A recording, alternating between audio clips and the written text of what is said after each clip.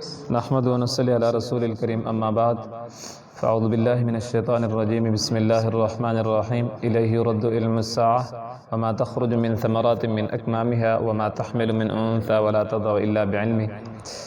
آج 25ویں پارے کا خلاصہ بیان کیا جائے گا۔ 25ویں پارے کی ابتدا میں اللہ تعالیٰ نے اس بات کی طرف اشارہ کیا ہے کہ علم غیب یہ اللہ تعالیٰ کی ذات کا خاصہ ہے۔ مشرکین اور کفار انکار کرنے اور استہزاء کرنے کے لیے اکثر نبی کریم صلی اللہ علیہ وسلم سے قیامت کے بارے میں سوال کرتے تھے کہ قیامت کب آئے گی۔ یہاں جواب دیا گیا کہ قیامت کا علم اللہ تعالیٰ کے پاس ہے۔ اس طرح پھل کا اپنے شگوفے سے نکلنا، مادہ کو حمل ٹھہرنا، بچے کا پیدا ہونا، یہ تمام چیزیں اللہ تعالیٰ کے علم میں آئے بغیر وجود میں نہیں آتی۔ آگے انسان کی فطرت کو بیان کیا گیا ہے۔ وَإِذَا أَنْعَمْنَا عَلَى الْإِنسَانِ أَعْرَضَ وَنَأَىٰ بِجَانِبِهِ وَإِذَا مَسَّهُ الشَّرُّ فَذُو دُعَاءٍ عَرِيضٍ۔ اگر انسان پر اچھے احوال آ جائیں اور خوشی کے مواقع اس کو مل جائیں تو انسان اکڑ دکھاتا ہے اور تکبر کرتا ہے۔ اگر احوال اچھے اور موافق نہ ہوں تو اللہ تعالیٰ کی طرف رجوع کرتا ہے۔ انسان کی حالت یہ نہیں ہونی چاہیے، بلکہ اپنی فطرت کو ایسا رکھنا چاہیے کہ جب تکلیف میں ہو تب بھی اللہ تعالیٰ کی طرف رجوع کرتا ہے، اور جب خوشی میں ہو تب بھی اللہ تعالیٰ کی طرف رجوع کرتا رہے، اس لیے کہ ہر حالت کا مالک اللہ تعالیٰ ہی ہے۔ آگے اللہ تعالیٰ نے قدرت اور توحید پر ان کی نشانیاں پیش کی ہیں۔ سنریہم آیاتنا فی الآفاق وفی انفسہم حتی یتبین لہم انہ الحق اولم یکف بربک انہ علی کل شیء شہید۔ اللہ تعالیٰ کائنات، آسمان و زمین میں اور خود انسانی جسم میں ایسی کئی نشانیاں دکھاتے ہیں جن میں کوئی ادنا عقل و شعور کا آدمی بھی غور کرے تو اس اعتراف پر مجبور ہوگا کہ ان کو پیدا کرنے اور قائم رکھنے والی کوئی ایسی ذات موجود ہے جس کے علم و قدرت کی کوئی انتہا نہیں۔ انسانی جسم کے ایک ایک عضو پر غور کریں کہ اسے کیسے بنایا گیا، پھر اس میں رگیں کتنی اور کیسے جوڑی گئیں، ان میں خون کتنی تیزی کے ساتھ دوڑتا ہے۔ یہ ایسی کاریگری ہے کہ انسان 60-70 سال کا بھی ہو جائے تو اس کے اعضاء گھستے نہیں۔ آگے سورۃ الشورى شروع ہو رہی ہے۔ مسلمانوں کی خاصیت یہ ہے کہ آپس میں مشورہ کر کے معاملات طے کرتے ہیں، اسی وجہ سے اس سورت کا نام شورا رکھ دیا گیا ہے۔ خصوصاً اجتماعی معاملات میں مشورے کی بڑی اہمیت ہے۔ 7 سورتیں ہیں جن کے شروع میں حامیم آتا ہے، جن کو حوامیم بھی کہا جاتا ہے، یہ ان میں سے تیسری سورت ہے۔ اس صورت میں اللہ رب العزت نے فرمایا تکاد السماوات یتفطرن من فوقہن والملائکۃ یسبحون بحمد ربہم ویستغفرون لمن فی الارض۔ ایسے لگتا ہے کہ آسمان اوپر سے پھٹ پڑیں گے۔ اس کا مطلب یہ ہے کہ آسمان میں اللہ تعالیٰ کی معرفت رکھنے والے اور اللہ کی عبادت کرنے والے فرشتے اتنی بڑی تعداد میں ہیں کہ یوں لگتا ہے کہ ان کے بوجھ سے آسمان پھٹ پڑے گا۔ آگے اللہ رب العزت نے فرمایا قُلْ لَا أَسْأَلُكُمْ عَلَيْهِ أَجْرًا إِلَّا الْمَوَدَّةَ فِي الْقُرْبَى۔ نبی کریم صلی اللہ علیہ وسلم جب تبلیغ فرماتے تو کفار اور مشرکین کی طرف سے آپ صلی اللہ علیہ وسلم کو تکلیف پہنچائی جاتی اور آپ علیہ السلام کی دعوت کے لیے رکاوٹیں کھڑی کی جاتی۔ اللہ تعالیٰ فرما رہے ہیں کہ اے میرے پیغمبر، آپ ان سے کہیں کہ میں تمہیں جو دعوت دیتا ہوں اس پر پیسے نہیں مانگتا، بس یہ کہتا ہوں کہ رشتہ داری کا خیال کرو۔ مطلب یہ ہے کہ میرے تم پر 2 حقوق ہیں۔ پہلا اور اصل حق تو یہ ہے کہ میں اللہ کا رسول ہوں، تم اس کا اعتراف کر کے میری اطاعت کرو۔ اگر یہ نہیں کرتے تو کم از کم میرے دوسرے خاندانی حق کی وجہ سے میرا لحاظ کر لو، میری بات کو توجہ سے سنو، میں تمہارا آدمی ہوں، میرے راستے میں رکاوٹیں مت ڈالو۔ اکثر و بیشتر تو ایسے ہی ہوتا ہے کہ انسان کو تکلیف اس کے گناہوں کی وجہ سے پہنچتی ہے، لیکن یہ قاعدہ کلیہ نہیں، اور اس آیت سے وہ شخصیات مستثنیٰ ہیں جن کے گناہ نہیں ہوتے، انہیں پھر بھی آزمائش میں مبتلا کیا جاتا ہے، جیسے انبیاء علیہ السلام یا نابالغ بچے وغیرہ۔ ان پر آزمائش کا آنا گناہوں کی وجہ سے نہیں بلکہ ان کے درجات کو بلند کرنے کے لیے ہوتا ہے۔ اللہ رب العزت آگے فرماتے ہیں وَمَا عِندَ اللَّهِ خَيْرٌ وَأَبْقَىٰ لِلَّذِينَ آمَنُوا وَعَلَىٰ رَبِّهِمْ يَتَوَكَّلُونَ۔ جو اللہ تعالیٰ کے پاس ہے وہ بہتر اور باقی رہنے والا ہے ان لوگوں کے لیے جن کے عقیدے ٹھیک ہیں، جو اپنے رب پر بھروسہ کرتے ہیں، جو بڑے بڑے گناہوں سے بچتے ہیں، جب کبھی غصہ ہوتے ہیں تو معاف کر دیتے ہیں، جو اللہ تعالیٰ کی بات مانتے ہیں، نماز کی پابندی کرتے ہیں، اپنے معاملات باہمی مشورے سے طے کرتے ہیں، جو ہم نے ان کو دیا اس میں سے کچھ نہ کچھ خرچ بھی کرتے رہتے ہیں، اور جب ان پر ظلم ہو تو بدلہ لیتے ہیں، لیکن بدلہ لینے کے لیے بھی انصاف سے کام لیتے ہیں، یعنی حق سے تجاوز نہیں کرتے۔ آگے اللہ رب العزت نے فرمایا للہ ملک السماوات والارض یخلق ما یشاء یہب لمن یشاء اناثا ویہب لمن یشاء الذکور۔ یہاں کائنات کی تخلیق کو بیان کیا جا رہا ہے کہ اللہ کی صفت خلق میں کوئی اور شریک نہیں۔ انسانیت کی تخلیق کو بھی بیان کیا کہ اولاً اولاد دینا، کسی کو لڑکی دینا یا لڑکا دینا یا لڑکا اور لڑکی دونوں دینا یا کچھ بھی نہ دینا، یہ اللہ تعالیٰ کے علاوہ کسی کا اختیار نہیں ہے۔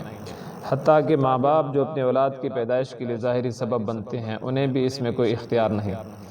قرآنی ترتیب میں لڑکی کا اللہ تعالیٰ نے پہلے ذکر کیا ہے۔ اگر کسی کے ہاں پہلی اولاد لڑکی کی صورت میں ہو تو قرآنی ترتیب کے مطابق ہوگی، وہ مبارک بھی ہوگی۔ اسی لیے لڑکی کی پیدائش پہ خفا نہیں ہونا چاہیے بلکہ خوش ہونا چاہیے۔ آگے اللہ تعالیٰ نے فرمایا وَمَا كَانَ لِبَشَرٍ أَن يُكَلِّمَهُ اللَّهُ إِلَّا وَحْيًا أَوْ مِن وَرَاءِ حِجَابٍ أَوْ يُرْسِلَ رَسُولًا فَيُوحِيَ بِإِذْنِهِ مَا يَشَاءُ إِنَّهُ عَلِيٌّ حَكِيمٌ۔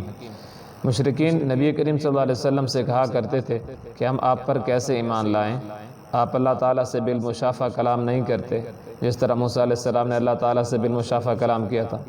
یہاں مشرکین کی اس بات کی تردید کی گئی ہے کہ موسیٰ علیہ السلام نے اللہ تعالیٰ سے پردے کے پیچھے کلام کیا۔ دنیا میں کسی انسان میں یہ طاقت نہیں کہ اللہ تعالیٰ اس سے آمنے سامنے کلام کرے۔ ہاں البتہ جب بات کرنی ہو تو تین طریقوں میں سے کسی ایک طریقے کو اپنایا جاتا ہے۔ واحیاً یعنی الہام کے ذریعے اللہ تعالیٰ دل میں کوئی بات ڈال دیتے ہیں۔ من وراء حجاب پردے کے پیچھے سے، یعنی کوئی صورت تو نظر نہ آئے بس آواز کانوں میں آئے، جیسے موسیٰ علیہ السلام کے ساتھ بات ہوئی۔ یرسل رسولاً اور تیسرا طریقہ اللہ تعالیٰ جبریل امین کے ذریعے اپنا کلام پیغمبر تک بھیج دیتے ہیں۔ آگے سورۃ زخرف شروع ہو رہی ہے۔ زخرف سونے کو کہتے ہیں۔ اس سورت میں سونے کا ذکر ہے، اسی مناسبت سے اس سورت کا نام سورۃ زخرف رکھ دیا گیا ہے۔ حامیم والکتاب المبین، اللہ تعالیٰ فرما رہے ہیں کہ قسم ہے اس کتاب کی جو بڑی واضح ہے۔ یہاں پر واضح ہونے سے مراد یہ ہے کہ بطور واعظ اور نصیحت قرآن کریم بڑی واضح کتاب ہے۔ اس کا معنی یہ کرنا کہ قرآن کریم میں احکام بہت واضح ہیں، یہ معنی درست نہیں، کیونکہ اگر احکام واضح ہوتے تو استنباط اور اجتہاد کی ضرورت نہ ہوتی، حالانکہ احکام کے لیے استنباط اور اجتہاد کرنا پڑتا ہے۔ اس طرح ان آیات میں بھی اجتہاد کی ضرورت پڑتی ہے جن میں ابہام یا اجمال ہوتا ہے، یا دو آیات آپس میں بظاہراً متعارض نظر آتی ہیں۔ آگے اللہ تعالیٰ نے فرمایا ام اتخذ مما يخلق بنات واصفاكم بالبنين واذا بشر احدهم بما ضرب للرحمن مثلا ظل وجهه مسودا وهو كظيم۔ مشرکین فرشتوں کو اللہ تعالیٰ کی بیٹیاں ثابت کرتے، حالانکہ مشرکین کی اپنی حالت یہ ہے کہ اگر ان کے ہاں بیٹی پیدا ہوتی تو ان کے چہرے سیاہ ہو جاتے، لوگوں سے منہ چھپاتے اور اسے زندہ درگور کرنے کی تدبیریں سوچنے لگتے۔ یہ کتنی قابل نفرت اور غلط سوچ ہے کہ جس کو تم اپنے لیے ناپسند کرتے ہو اللہ تعالیٰ کے لیے کیسے ثابت کرتے ہو۔ یہاں پہ ایک بات قابل غور ہے کہ بیٹی کی پیدائش میں خفا ہونا اور چہرے کا سیاہ ہو جانا یہ مسلمان کی شان نہیں ہے، اللہ تعالیٰ نے یہ مشرکین کی عادت بتائی ہے، اسی لیے بیٹی کی پیدائش پہ خفا نہیں ہونا چاہیے۔ آگے اللہ رب العزت نے مشرکین کے غلط دعوے کی تردید کی ہے وَإِذْ قَالَ إِبْرَاهِيمُ لِأَبِيهِ وَقَوْمِهِ إِنَّنِي بَرَاءٌ مِّمَّا تَعْبُدُونَ۔ گزشتہ آیت میں تھا کہ جب انہیں اللہ تعالیٰ کی توحید کی دعوت دی جاتی تو اپنے دین کو صحیح سمجھتے ہوئے کہتے کہ ہم اپنے باپ دادا کو ایک طریقے پر پایا ہے اور ہم انہی کے نقش قدم کے مطابق ٹھیک ٹھیک راستے پر جا رہے ہیں۔ یہاں ان سے اس غلط دعوے کی تردید ہو رہی ہے کہ پہلی بات تو یہ ہے کہ قرآن اور سنت کے معاملے میں باپ دادا کی تقلید غلط طریقہ ہے۔ اگر باپ دادا کے پیچھے چلنا ہی تھا تو حضرت ابراہیم علیہ السلام جو ابو الانبیاء ہیں، جنہوں نے شرک سے کھلم کھلا بیزاری اور برات کا اعلان کیا تھا، ان کے پیچھے کیوں نہیں چلتے؟ حضرت ابراہیم علیہ السلام نے تو اپنی اولاد میں یہی کلمہ توحید چھوڑا تھا، تم شرک پر کیوں چل رہے ہو؟ پھر مشرکین کی غلط سوچ کی تردید کی گئی وَقَالُوا لَوْلَا نُزِّلَ هَذَا الْقُرْآنُ عَلَىٰ رَجُلٍ مِّنَ الْقَرْيَتَيْنِ عَظِيمٍ۔ مشرکین کہتے اگر یہ قرآن اللہ تعالیٰ نے اتارنا تھا تو مکہ یا طائف کے کسی بڑے آدمی پر اتارا جاتا جس کے پاس مال و دولت خوب ہوتا۔ یہ ان کی سوچ تھی کہ اللہ تعالیٰ کی رحمت خاصہ یعنی نبوت غریب آدمی کو نہیں ملتی بلکہ امیر آدمی کو ملنی چاہیے۔ اللہ نے اگلی آیت میں اس کا جواب دیا کہ تم نبوت کو تقسیم کرتے ہو کہ نبوت فلاں کو ملنی چاہیے فلاں کو نہیں ملنی چاہیے۔ نبوت تو رحمت خاصہ ہے، دنیا کی روزی یہ رحمت عامہ ہے جس کی اللہ تعالیٰ کے ہاں کوئی وقت ہی نہیں۔ اللہ تعالیٰ نے اس کی تقسیم کا اختیار تمہیں نہیں دیا، نبوت تو بہت اعلیٰ درجے کی چیز ہے، اس کی تقسیم کا اختیار تمہیں کیسے دیں گے؟ پھر آگے اللہ تعالیٰ نے ذکر چھوڑنے کا نقصان بیان کیا، وَمَن يَعْشُ عَن ذِكْرِ الرَّحْمَنِ نُقَيِّضْ لَهُ شَيْطَانًا فَهُوَ لَهُ قَرِينٌ، جو شخص ضد کی وجہ سے اللہ تعالیٰ کے ذکر کو چھوڑ دیتا ہے، اللہ تعالیٰ کی بات کو نہیں مانتا، تو اللہ تعالیٰ اس پر شیطان کو مسلط فرما دیتے ہیں، پھر وہ شیطان اسے نیکی کی طرف نہیں آنے دیتا، شیطان اس کا ساتھی بن جاتا ہے اور اس کو سیدھے راستے سے ہٹاتا رہتا ہے، اور وہ بندہ یہ سمجھتا ہے کہ میں ہدایت پر ہوں، حالانکہ وہ ہدایت پر نہیں ہوتا۔ آگے اللہ رب العزت نے سابق انبیاء علیہ السلام کے بارے میں فرمایا، وَاسْأَلْ مَنْ أَرْسَلْنَا مِنْ قَبْلِكَ مِنْ رُسُلِنَا أَجْعَلْنَا مِنْ دُونِ الرَّحْمَنِ آلِهَةً يُعْبَدُونَ۔ انبیاء علیہ السلام سے سوال کے بارے میں، اور نبی کریم صلی اللہ علیہ وسلم کا پہلے انبیاء علیہ السلام سے پوچھنے کا مطلب یہ ہے کہ سابقہ انبیاء علیہ السلام کے صحیفوں اور کتابوں کا جو کچھ حصہ باقی ہے اس میں آپ دیکھیں۔ اس کا ایک مطلب یہ بھی ہے کہ لیلۃ المعراج میں جب آپ صلی اللہ علیہ وسلم کی تمام انبیاء علیہ السلام سے ملاقات ہوئی، اس وقت پوچھیں کہ کیا کبھی بھی ہم نے اللہ تعالیٰ کے علاوہ دوسرے معبود بنائے تھے کہ ان کی عبادت کی جائے؟ پھر آگے اللہ تعالیٰ نے موسیٰ علیہ السلام کا ذکر کیا، وَلَقَدْ أَرْسَلْنَا مُوسَىٰ بِآيَاتِنَا إِلَىٰ فِرْعَوْنَ وَمَلَئِهِ فَقَالَ إِنِّي رَسُولُ رَبِّ الْعَالَمِينَ۔ یہاں سے حضرت موسیٰ علیہ السلام کے قصے کا ذکر ہے جو کئی مقامات پر پہلے گزر چکا ہے۔ آگے اللہ رب العزت نے ایک کافر کے اعتراض کا جواب دیا، وَلَمَّا ضُرِبَ ابْنُ مَرْيَمَ مَثَلًا إِذَا قَوْمُكَ مِنْهُ يَصِدُّونَ۔ جب سورۃ الانبیاء کی آیت نازل ہوئی، اِنَّكُمْ وَمَا تَعْبُدُونَ مِن دُونِ اللَّهِ حَسَبُ جَهَنَّمَ، کہ تم لوگ اور جس کی تم پوجا کرتے ہو سب جہنم کا ایندھن بنو گے۔ تو ایک کافر نے کہا کہ میرے پاس اس آیت کا جواب ہے، وہ ایک عیسائی حضرت عیسیٰ علیہ السلام کی پوجا کرتے ہیں، تو کیا وہ بھی جہنم میں جائیں گے؟ یعنی عیسیٰ علیہ السلام بھی۔ اس پر مشرکین نے بہت شور مچایا کہ اس نے لاجواب اعتراض کیا ہے۔ حقیقت میں اس اعتراض کی کوئی حیثیت بھی نہیں، کیونکہ سورۃ انبیاء کی آیت میں بت پرستوں کو خطاب تھا، اور آیت زخرف میں بتوں کے علاوہ وہ لوگ بھی شامل تھے جنہوں نے لوگوں کو اپنی عبادات کا حکم دیا تھا۔ رہی بات حضرت عیسیٰ علیہ السلام کی، تو انہوں نے تو کبھی بھی کسی کو اپنی عبادت کرنے کا حکم نہیں دیا، بلکہ عیسیٰ علیہ السلام تو فرماتے ہیں، میں اللہ تعالیٰ کا بندہ ہوں، مجھے خدا نے کتاب دی ہے اور مجھے نبی نہیں بنایا، مجھے نبی بنایا ہے اور میں اللہ تعالیٰ کی عبادت کرتا ہوں۔ آگے اللہ تعالیٰ نے فرمایا، قُلْ إِنْ كَانَ لِلرَّحْمَنِ وَلَدٌ فَأَنَا أَوَّلُ الْعَابِدِينَ۔ گزشتہ آیت میں حضرت عیسیٰ علیہ السلام کے اللہ تعالیٰ کے بیٹے ہونے کی نفی تھی، اب یہاں سے اللہ تعالیٰ کے لیے اولاد ہونے کی نفی ہے۔ مشرکین کی بیہودہ اعتراضات اور ان کے غلط عقائد کا رد ہے کہ اے پیغمبر آپ یہ اعلان کر دیجئے کہ اگر فرض محال کے طور پر خدا کا کوئی بیٹا ہوتا تو سب سے پہلے عبادت کرنے والا میں ہوتا۔ آگے سورۃ دخان شروع ہو رہی ہے۔ دخان عربی میں دھوئیں کو کہتے ہیں، چونکہ اس سورت میں دھوئیں کا ذکر ہے، اس وجہ سے سورت کا نام دخان رکھ دیا گیا ہے۔ اس سورت کے اندر ایک مبارک رات کا ذکر ہے، اِنَّا أَنزَلْنَاهُ فِي لَيْلَةٍ مُبَارَكَةٍ إِنَّا كُنَّا مُنذِرِينَ۔ قرآن کریم کو ہم نے برکت والی رات میں نازل فرمایا ہے، کیونکہ ہم لوگوں کو ڈرانے والے ہیں، اور اس برکت والی رات سے مراد لیلۃ القدر ہے، کیونکہ سورۃ القدر میں صراحت کے ساتھ قرآن کریم کا لیلۃ القدر میں نازل ہونا منقول ہے، تو اس سے اس رات کی تعین ہو رہی ہے۔ انزلناہ، اس کا مطلب یہ ہے کہ لوح محفوظ سے آسمان دنیا پر پورا قرآن مجید ایک ہی مرتبہ نازل کیا گیا، پھر آسمان دنیا سے نبی کریم صلی اللہ علیہ وسلم کے دل مبارک پر 23 سال کے عرصے میں تھوڑا تھوڑا کر کے نازل ہوتا رہا۔ دخان سے کیا مراد ہے؟ فَارْتَقِبْ يَوْمَ تَأْتِي السَّمَاءُ بِدُخَانٍ مُبِينٍ۔ اس کی ایک تفسیر یہ ہے کہ رسول اللہ صلی اللہ علیہ وسلم نے قریش کی مسلسل مخالفت اور اسلام دشمنی کی وجہ سے بد دعا کی، تو مکہ پر سخت قحط پڑا، اور قحط اتنا شدید تھا کہ لوگ ہڈیاں اور مردار کھانے پر مجبور ہو گئے۔ لوگ آسمان کی طرف دیکھتے تو بھوک کی وجہ سے انہیں دھواں نظر آتا۔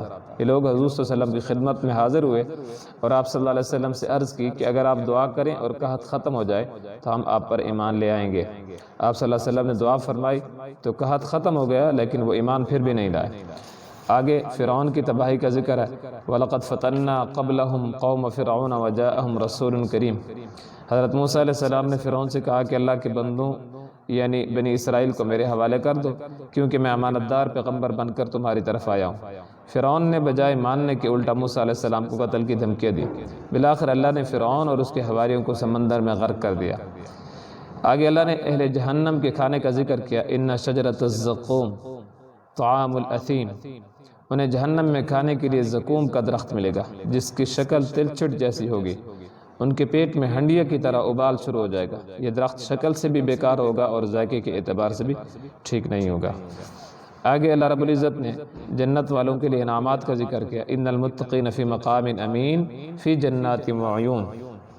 یہاں سے متقین کے انعامات کا ذکر ہے کہ متقین ایسی جگہ پر ہوں گے جو امن والی ہوگی، باغات میں ہوں گے، چشموں میں ہوں گے، باریک ریشم بھی پہنیں گے، موٹا ریشم بھی پہنیں گے، آمنے سامنے بیٹھیں گے، خوبصورت آنکھوں والی حوروں سے ہم ان کی شادیاں کرائیں گے۔ اللہ کریم ہم سب کو یہ نعمتیں عطا فرمائے۔ آگے اللہ تعالیٰ نے سورۃ الجاسیہ کے اندر اپنی توحید کے دلائل پیش کیے۔ جاسیہ عربی میں گھٹنوں کے بل بیٹھنے کو کہتے ہیں۔ اس صورت میں قیامت کی ہولناکی کو بیان کیا گیا اور قیامت کے دن لوگ خوف کی وجہ سے گھٹنوں کے بل گرے ہوں گے، اس وجہ سے صورت کا نام جاسیہ رکھ دیا گیا ہے۔ فرمایا ان فی السماوات والارض لآیات للمؤمنین۔ یہاں شروع میں اللہ نے دلائل توحید و قدرت بیان فرمائے اور طرز میں تنوع رکھا ہے، الگ الگ طرز اختیار فرمایا۔ آسمانوں اور زمینوں میں ایمان والوں کے لیے دلائل ہیں، اللہ تعالیٰ کی تخلیق میں یقین رکھنے والوں کے لیے دلائل ہیں، دن اور رات کے آنے جانے میں، اور جو رزق خدا نے آسمان سے اتارا اور اس کے ذریعے زمین کو مردہ ہونے کے بعد زندہ کیا، اور ہواؤں کے چلنے میں عقل مندوں کے لیے دلائل ہیں۔ گویا یہاں تین قسم کے لوگ ہوئے، جو ایمان لا چکے ہیں، جو ایمان تو نہیں لائے لیکن ان کو دلائل پر یقین ہے، اس وجہ سے ایمان بھی لے آئیں گے۔ تیسرا، نہ ایمان لائے اور نہ ہی دلائل پر یقین رکھتے ہیں لیکن ان کے پاس عقل سلیم ہے، ایک وقت آئے گا کہ یہ یقین کر کے ایمان لے آئیں گے۔ یہ مذکورہ تینوں کامیاب ہوں گے۔ آگے اللہ رب العزت نے فرمایا ثم جعلناک علی شریعۃ من الامر فاتبعها ولا تتبع اهواء الذین لا يعلمون۔ گزشتہ آیت میں بنی اسرائیل کا ذکر تھا کہ اللہ تعالیٰ نے انہیں کتاب، حکومت، نبوت، پاکیزہ روزی اور کھلے کھلے احکام دیے تھے، اس کے باوجود حسد اور ضد کی وجہ سے آپس کے اختلاف میں پڑ گئے۔ اللہ قیامت کے دن ان کے درمیان فیصلہ فرمائیں گے۔ اب یہاں سے نبی کریم صلی اللہ علیہ وسلم سے خطاب ہو رہا ہے کہ میرے پیغمبر، ہم نے آپ کو دین کی ایک خاص شریعت پر رکھا ہے، لہٰذا اسی کی پیروی کرنا اور ان لوگوں کی خواہشات کے پیچھے نہ چلنا جو حقیقت کے علم نہیں رکھتے۔ شریعت بنیادی طور پر دو چیزوں کا نام ہے، عقائد اور مسائل۔ عقائد میں گزشتہ انبیاء علیہ السلام اور ہمارے نبی صلی اللہ علیہ وسلم کے درمیان کوئی اختلاف نہیں، البتہ مسائل شریعت ان کے الگ تھے اور ہمارے الگ ہیں۔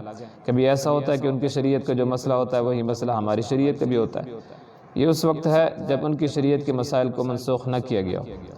ان کی شریعت کے وہ مسائل جنہیں منسوخ کر دیا گیا وہ ہماری شریعت کے مسائل نہیں ہوں گے۔ آگے اللہ رب العزت نے اس پارے کے آخر میں قیامت کی ہولناکی کو ذکر کیا، وَلِلَّهِ مُلْكُ السَّمَاوَاتِ وَالْأَرْضِ وَيَوْمَ تَقُومُ السَّاعَةُ يَوْمَئِذٍ يَخْسَرُ الْمُبْطِلُونَ۔ قیامت کے دن مختلف مراحل سے گزرنا پڑے گا۔ ایک مرحلہ ایسا بھی آئے گا کہ لوگ وہاں کے ہولناک مناظر دیکھ کر گھٹنوں کے بل گر جائیں گے اور انہیں اعمال نامے کی طرف بلایا جائے گا، دنیا میں کیے ہوئے اعمال کا بدلہ دیا جائے گا۔ انبیاء علیہ السلام اور بہت سارے صلحاء وہ بھی گھٹنوں کے بل بیٹھیں گے، لیکن ان کا یہ بیٹھنا اتنے کم وقت کے لیے ہوگا جو نہ ہونے کے برابر ہوگا، یا پھر ان کا بیٹھنا خوف کی وجہ سے نہیں بلکہ اللہ تعالیٰ کی عظمت کی وجہ سے ہوگا۔ اللہ رب العزت مجھے اور آپ کو توحید پر قائم رہنے کی توفیق نصیب فرمائے۔ وآخر دعوانا ان الحمد للہ رب العالمین۔